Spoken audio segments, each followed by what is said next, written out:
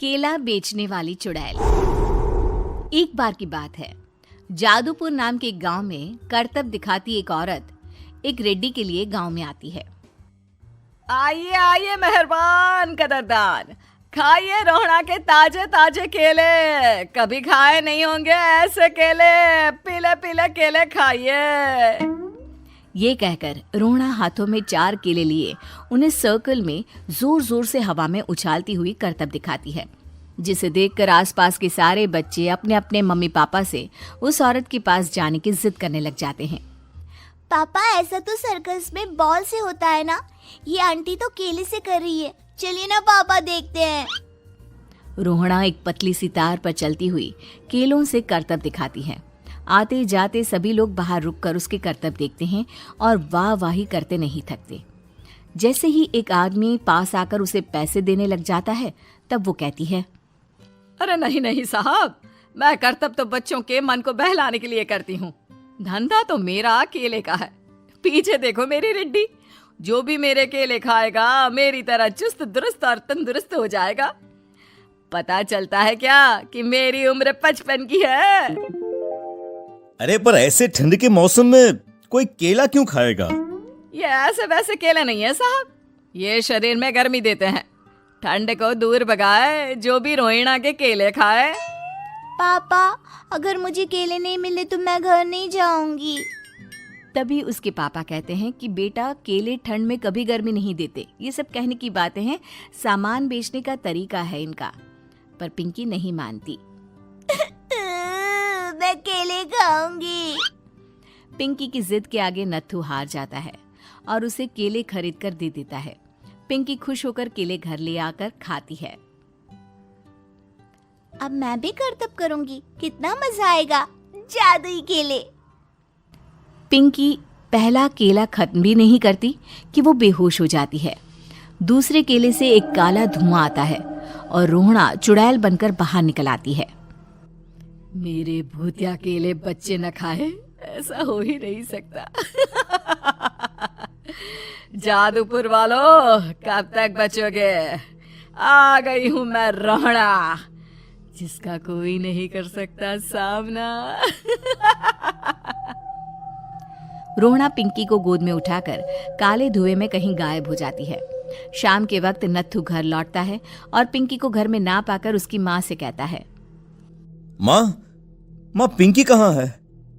अरे बेटा, उसे तो तू सुबह करतब दिखाने ले गया था ना, फिर कहाँ वापस आए तुम दोनों?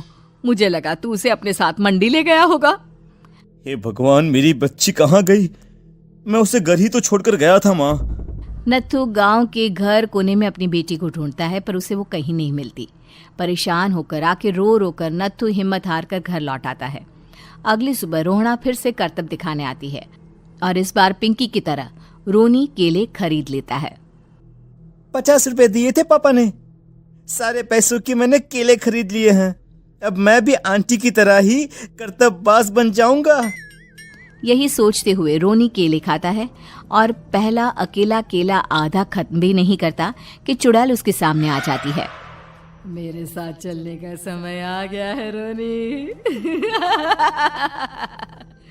ये तो बस शुरुआत है। अब इस गांव के सारे बच्चे धीरे धीरे मेरे कब्जे में होंगे, एक बच्चा भी नहीं बचेगा। ये कहकर रोनी को गोद में लेकर काले धुएं में अदृश्य हो जाती है। इसके बाद हर रोज गांव में से कोई ना कोई बच्चा गायब होता, पर ऐसा क्यों हो रहा है किसी को भी समझ में नहीं आ पा रहा था। रोज की तरह अपनी बेटी पिंकी की तलाश में नत्थू गांव के एक तालाब के पास बैठा रो रहा था। कहाँ गई मेरी पिंकी? शकुंतला के जाने के बाद एक वही तो मेरा सहारा थी। अरे उसकी आत्मा कोस रही होगी मुझे कि मैं अपनी बच्ची को संभाल भी नहीं पाया। नत्थू ये कहता हुआ रो ही रहा था कि तभी तालाब में से उसे शकुंतला की आवाज सुनाई देती है। कहाँ थी तुम शकुंतला? हमारी बच्ची और सारे गायब हुए बच्चे रोहड़ा के कब्जे में हैं। वो बच्चों को जो केले देती है उससे बच्चे बेहोश हो जाते हैं और उसके कब्जे में आ जाते हैं और वो उन्हें ले जाकर काली दुनिया में ले जाती है। पर वो ऐसा क्यों कर रही है? ये मैं नहीं जानती, पर उस दुनिया का रास्ता मैं आपको बता सकती हूँ। जहां ये नदी खत्म होती है वहां एक केले का पेड़ है, उसके नीचे एक दरवाजा है, वहीं से रास्ता जाता है उस दुनिया का। ये कहकर शकुंतला की आत्मा गायब हो जाती है।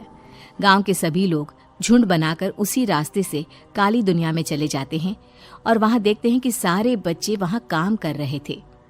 पापा मुझे ले चलो यहाँ से। पापा पापा। सभी बच्चे अपने मम्मी पापा से लिपट जाते हैं। तो तुम लोग यहाँ तक आ गए? क्यों हमारे बच्चों को पकड़ लिया तूने?